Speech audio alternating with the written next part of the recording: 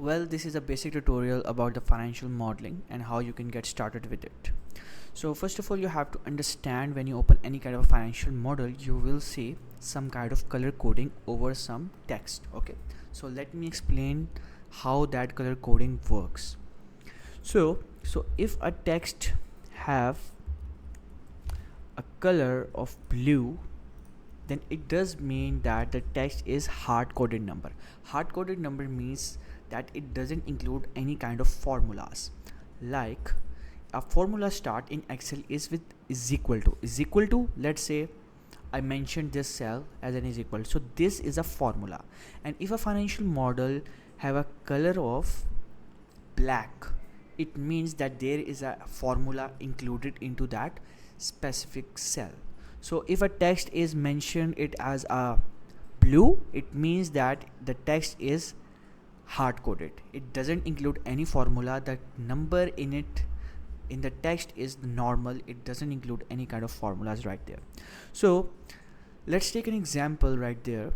So if I want to add hello and hi, okay, so these two are hard coded number, so these will be mentioned by blue.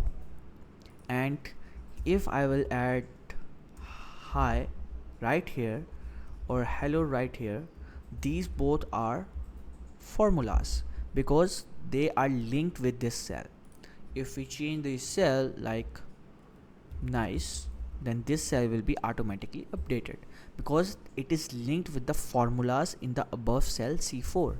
So that's how you have to color code the digits in the financial model which you are building. So this is very basic about the financial modeling thing. Also, you might have seen in financial model that you cannot see these grid lines right there, the boxes which are made up here. So click on view and click on grid lines. So that's how it looks when you remove all the boxes above in the Excel. So that's the another nice thing that you can do over the financial model which you have built. Also, whenever you can see a financial model, you will see three things: inputs,